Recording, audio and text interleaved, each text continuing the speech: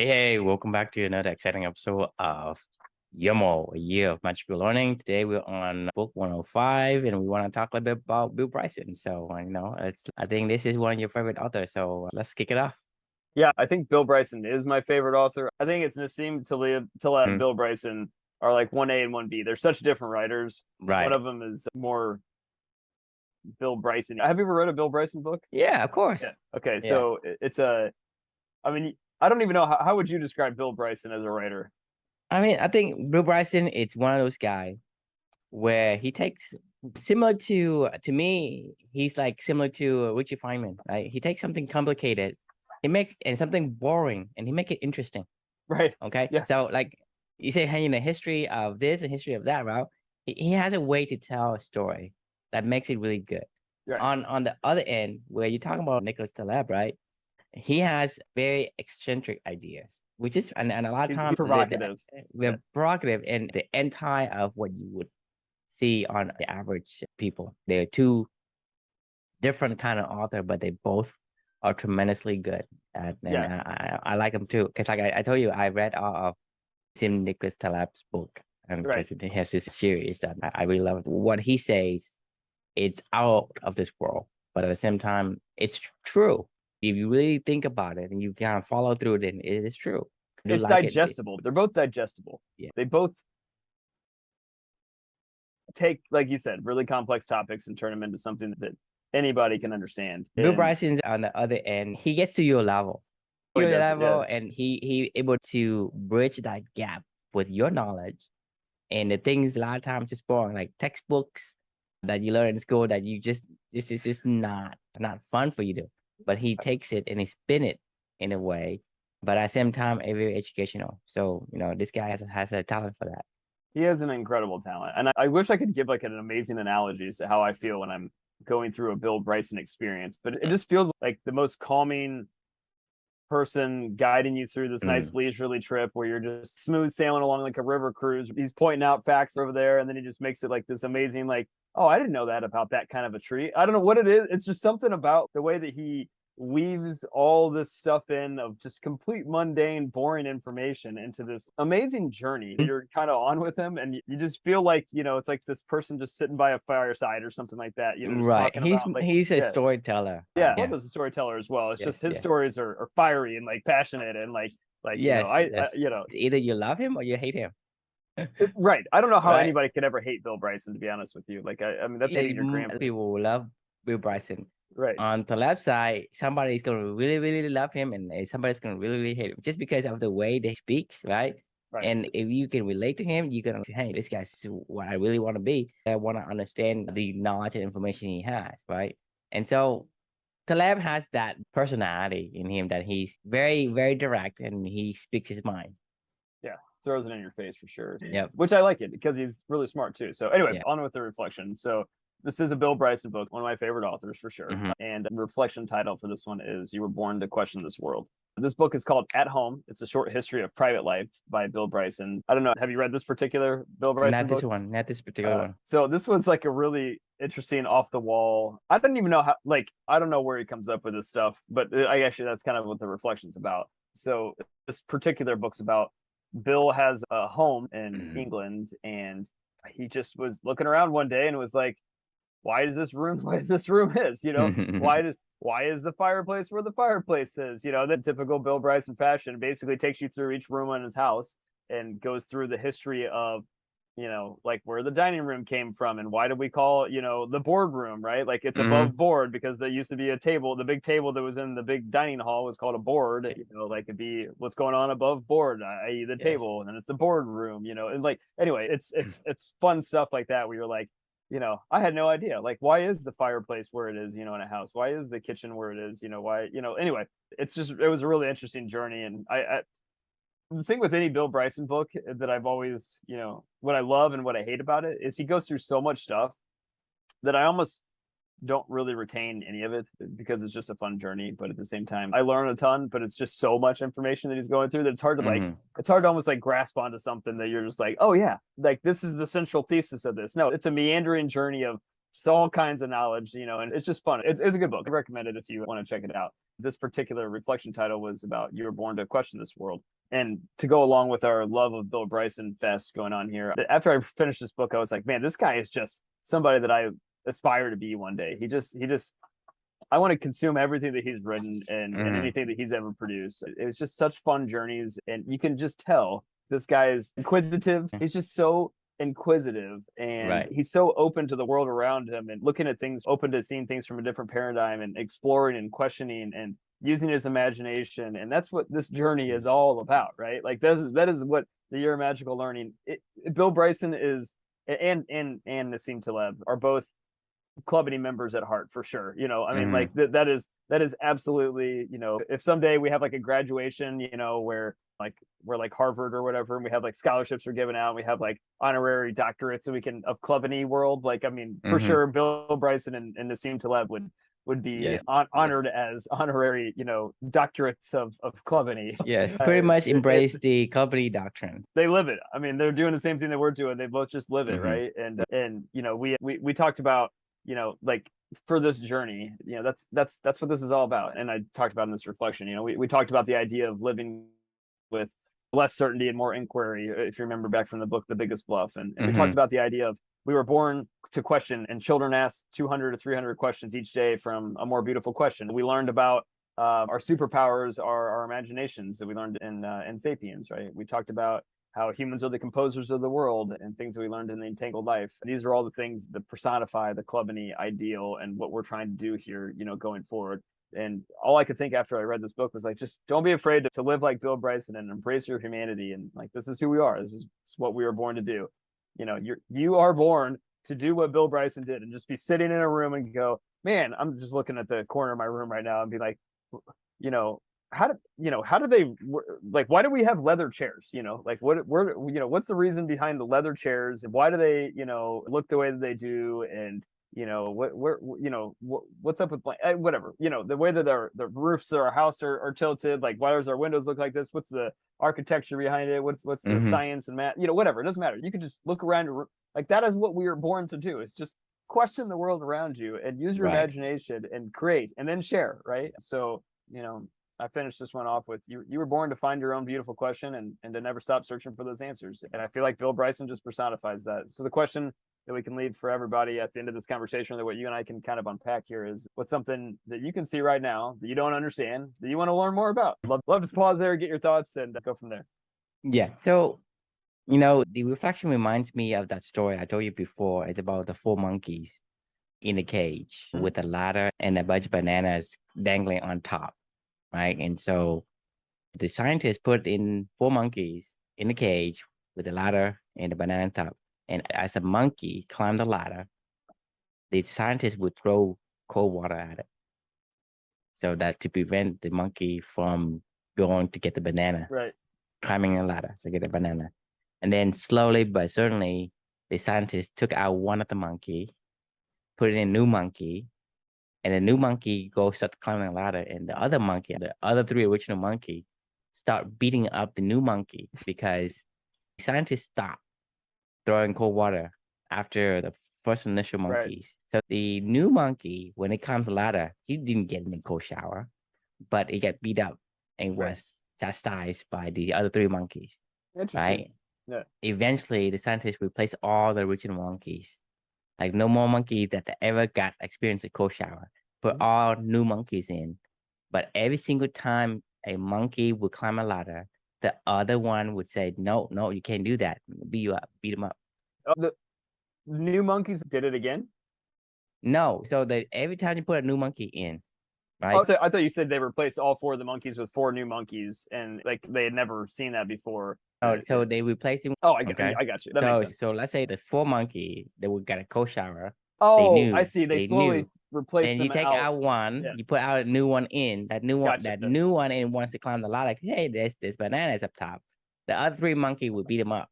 Then you take another original one out. You put another one in. The new one is starting to climb the ladder. They don't even know the origins. The first new monkey.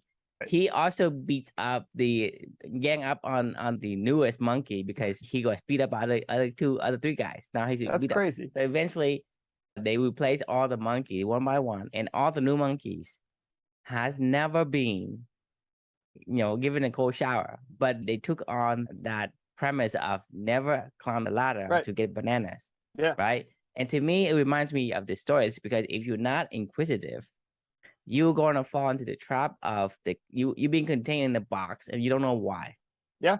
Right. And so having, a more beautiful questions allows you to buck that stigma of, this is how things were, right? You ask why. Why were it like that? The daughter saw her mom putting the turkey in, and then she would trim off the end of the turkey. And the daughter was asking, it was kind of, curious. Say, hey, mom, why do you trim the end of the turkey before you put it in the oven? And she said, well, I don't know. Your grandma did it, so I did it too. Right. And then a couple of days later, the granddaughter asked the grandmother, say, hey, grandmother, my mom trimmed the end of the turkey because, she saw you do it. And he said, why did you do it? And she said, well, dear, when I was cooking turkey, the oven was so small that it won't fit.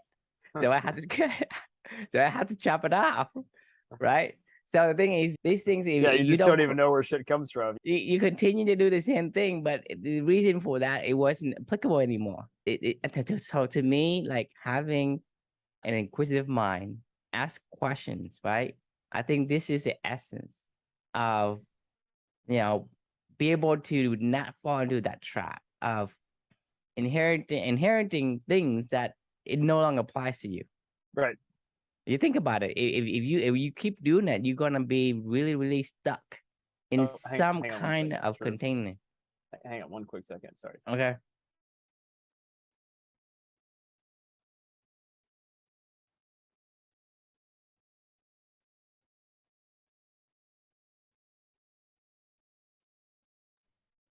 Sorry about that. House cleaner was here and she was wanted to vacuum up here, and I was like, yeah, don't worry about it. It's fine. Anyway, all right, back to it. Sorry to break. Yeah, so never stop searching for answers, even if you think there is already an answer, because the answer could be different. Let's say you build a pitch roof, right? Why do you build a pitch roof? I have no idea. Well, I mean, for the rain, probably. It's actually for the snow. That's for the snow. Yes. Snow, because the snow, like, depending on the weather, right? The snow would have a lot of weight on your roof. It will collapse your roof. So depending on where you are at, you have a steeper roof in places where it has a lot of snow. Makes sense. So you think about it, the weather changes. So sometimes you don't need steep roof anymore. So that's what I'm saying is that you always have to search for answers, even though the answers has been answered for you before, but it may have changed, right? And so that's some of the reason why you never ever take, I guess, for granted what you were given or what you were told. You have to want to ask your own questions and figure out the answer for yourself. I could not agree more. As a matter of fact, like I'm actually reading right now. The book that I'm reading right now is the 1984, the Big Brother book, and that's kind of what that whole book's about. So it's kind of top of mind right now. Of like, they literally are just crafting new messages and erasing old messages and crafting new messages to try to control the narrative going forward, where people don't even remember. They don't even remember if they remembered what they remember. It's and I'm not saying that that's what the goal in life is, but to your point, like, there's so many things that we just inherit along the way where we're like, I don't know why I do what I do. I don't know why I go to the office. I don't know why we all went to the office every single day. Like, that's crazy to leave your family, just this whole work from home world these days. Like it makes no sense to go drop your kid, shove all your kids into this one tiny room where they all just get each other sick all day long and never see their families. And then, like, I mean, as a parent, that sounds awful to you think about it, you only see your kids, like, you get them. Some people see them for like a half an hour. I mean, like, they get home at 6:30 and the kid goes to bed at 7:30 because they got to get up the next morning at 6:30 to go take them to the daycare so they can, like, I mean, like, that isn't that nothing around. Like, why the hell do we do that? Like, I mean, and I get it that we all needed to go somewhere to work and we could divide and conquer and specialize and whatever, but at the same time, I don't get it. Like, the things that we just accept in life that are I don't know. It was done before. You accepted it, right? And to me, if you don't ask that question, you will never ever going to start to look for answers. And that's why they are able to enslave you, Right. We are slaves in essence, because you think about it, you are to do a certain thing at a certain time, right? And you bust your ass, and we pay you enough for food and shelter. That's it. You think about it. You wake up at like early, 5 or 6 a.m., and then you get some breakfast, get your kids ready, drop them off at the daycare, and then you go to work all day long, right? And Right. then you go back and you pick up your kids, put them to bed, you eat dinner, you take a shower, you go to bed. And you do that until you're 70, 75 before Right. you retire. Shit, it's just because you couldn't work anymore. That's why you retire. Yeah, you're not retiring for shit. So it's like the institutions are trying to enslave you, and they will use different methods to enslave you. You're not in a cell, but you have no control, no freedom. Right. And you don't understand why. I understand why, because you Right. accepted everything that passed down to you, because everybody works.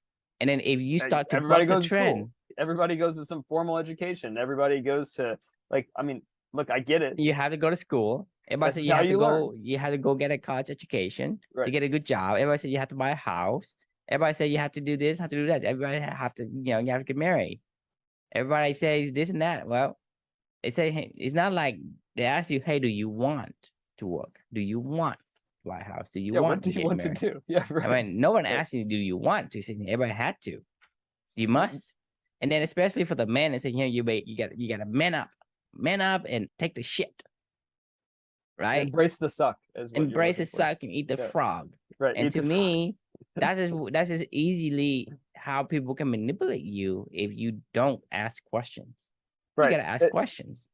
And you got to not just ask the question, then you got to go explore and figure out why, and then Yeah, go ask the explore further. questions so you Like can once you find the ask answer. once you ask one question, the questions never stop after that. That's the beauty of questioning, right? Because Right. it's a rabbit hole you will go down forever. The club any question that we've been asking ourselves about is like, why do we all have to have an investor into a company to be able to start up a company? What does money have to do with meaningful work necessarily? It has Right. nothing to do with it. Like making money out of your working environment has nothing to do with producing meaningful output. Those two are completely different things, but we've completely tied them together, Right. at the hip. You can't produce meaningful work unless you have somebody to fund your meaningful work project, and it generates a certain amount of meaningful work. And then it's all about just making money. What happens if you separate those two out? What if we just focus on meaningful work and invested our time into projects and stuff like that? Could we also produce value out of this world where we can still live in the environment, still make money, still be able to live a life, but not necessarily have to do it in the same model that everybody else does at that point in time? Like that beautiful question, I guess, if you will, has led us down a rabbit hole of 2 years of thinking, asking another question, trying more stuff, thinking, asking more questions, trying more stuff. And it'll probably lead us on a lifetime of trying to do this stuff as we continue to get further and further down the road and understand what works and what doesn't work. And that's what questioning does. Like that's what Bill Bryson did. He just looked around his freaking house and he just kept going. And then he wrote an awesome book out of it, I'm saying, why this table has 4 chairs? Has four legs, right? Can it be 3? Can it be 5? Can it be 6? But if you don't ask it, you don't have any tables with 6 legs, right? And so the thing is, you want to be novel, you have to ask questions. To me, asking questions and getting answers is what we thrive in. We thrive in getting the answers to the questions we ask. Right. And the more answer we have, like we said yesterday, you learn fast, right? The data points you get from finding the answers give you the sense of accomplishment of some sort. It's like a dopamine hit. I mean, it's a dopamine hit for sure. Yeah. And we as humanity thrives in getting answers. Right. I tell you about the pitch roof, right? Why Well, I mean, it makes sense because I grew up in the Midwest, right? So like every house around me has some pretty steep pitches, Yeah. And I never really thought about it, but whenever I go down to the Southwest or Florida or where you live, it doesn't look like in Arizona, you don't need a pitch roof. As a matter of fact, they pretty much have flat roofs out there, right? For the most part. It's probably for, I don't know, maybe it shields the heat or something. I don't know. Like, but there's a reason why somebody realized that's a better place for that environment. I have this quote pulled up here that I need to share before I lose my train of thought. I just finished a book Tuesday. It's called Amusing Ourselves to Death by the author John Postman. I actually found that book from another book that I read where they were talking about some stuff, and I was like, oh, that sounds kind of interesting book, and I downloaded it and just finished it. It was about the age of TV and the mediums that we use and how it affects our public discourse on learning and how we communicate with each other in general. There was this quote that I wrote down from it that I really enjoyed because you were talking about time servers, right? He said, humans went from timekeepers originally, because we love math and keeping the time, to time savers. So trying to figure out how we can get more of it, I guess, and leverage more. So now we're time servers. Like, you talk about don't run for trains and all that other stuff, right? I mean, I feel the same way as well, but it's hard to not run for trains. I mean, this morning I was running around like a chicken with my head cut off because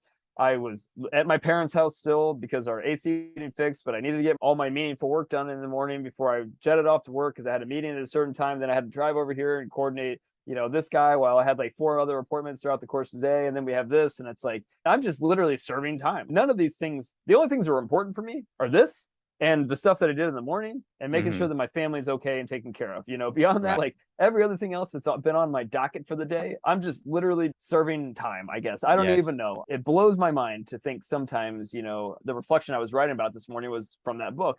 And it made me start to think about like, how am I serving time a lot of times with these different mediums of today of Facebook and TikTok and yada, yada, yada. And while I do a pretty good job these days, I mean, I would say that you and I are probably in the top 97th percentile of all the world of humans that are focused on meaningful work and their purpose and living their values and all that stuff that we talk about. But there's still big gaps in my day where I am serving Yahoo News or ESPN.com or Purdue rivals websites or whatever they may be, or the Kardashian article on whatever. I don't know why I always click on Kardashian articles. I don't understand it, and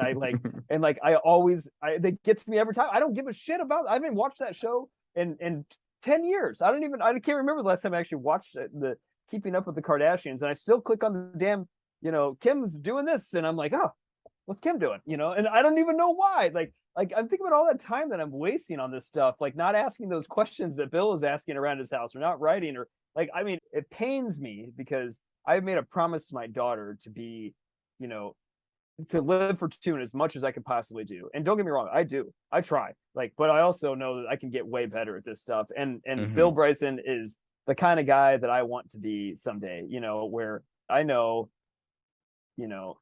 this guy is living his purpose. He is asking the questions. He is being a human. He is doing the things that we are supposed to do. And Naim Taleb is doing the things that we're supposed to do. And that's what I want to do more of for the rest of my life. And I want to get this other shit out of it, And that's, by the way, that's my monthly challenge for next month. I officially decided this morning that I'm going to try to only limit myself to 10 minutes of media a day, work activities or meaningful work. Fasting. I'm going on a media fast. We'll see what happens. So that's next month's challenge. I think that'd be good. Is that right? Be more like Bill Bryson. Yes. Use your creativity, use your imagination. It's so much more fun than staring at your phone and scrolling through the next TikTok video. Just be curious and ask questions, because don't take things for granted just because it's been done before doesn't mean it should continue to be done. Because if you don't, then you're always going to inherit the debt of your past, your parents' past, and your grandparents, and humanity's past. You should write that one down. Which one? To inherit the debt of your past. Yes, inherit the debt of your past. I'm saying, write that one down. That's really good. It's I feel like that's one of those things you would just randomly see on a LinkedIn, Adam Grant post of be curious or you'll inherit the debt of your past, or whatever. It sounds good, but what does it mean? I don't. Well, that's when you got to be curious and go ask. You can't just take. That's why I'm trying to go on a media fast, because Adam Grant maybe did a lot of work to get to that point in time to ask that question or to have that statement, post that out there, right? Like Up says, if it takes no skill to understand something, it takes total mastery to write it, right? You have to really understand the stuff that we're talking about to write that down, to distill it down to something simple enough for people to understand. And it might look simple and where somebody can read it and go, oh yeah, that makes sense. Yeah. Don't inherit that in your past. I mean, to build something from nothing, it takes total mastery. To see something that is this, that is that object, that is a house, that is a plane, that is whatever, it's easy. You can see, oh yeah, I see it. But to come out, build something from nothing, that requires total mastery. And then to be able to say it to somebody else, into a condensed format where they can understand it and digest it. The idea of Clubany, think about the idea of Clubany. We've been for 2 years trying to figure out exactly how to say that to the world. Slowly but surely, we're getting better and better. I feel like I could probably do it in a couple sentences these days, but for the first few months and maybe the first year, we were like, it would take us like 35 minutes to describe it to somebody, and they're like, well, but what is it? And you're like, well, it's like this and then that, and then we do this and then that, and then this happens, and then like, we were like, huh? I don't get it. But someday we'll be able to distill this down to like, Clubany is this, and they're gonna go, oh, I understand that. But that took us a lot of time to get to that. Yes, yeah, exactly. And question. Awesome. So any final thoughts here on this one? No, that's it. You need to write it. Doesn't matter if I say or not. Well, it does. I'm saying you need to capture that. You need to write that one down and remember that one for yourself. So someday when it's a truism that we can put out there, we'll share that with the world. Awesome. So the question we can leave with everybody again is, what's something you can see right now that you don't understand that you want to learn more about? So just ask the question. Be curious. Go figure it out. See where it leads you. You never know, right? You can find your beautiful question. Exactly. All right. Well, we'll see you next time for book 106.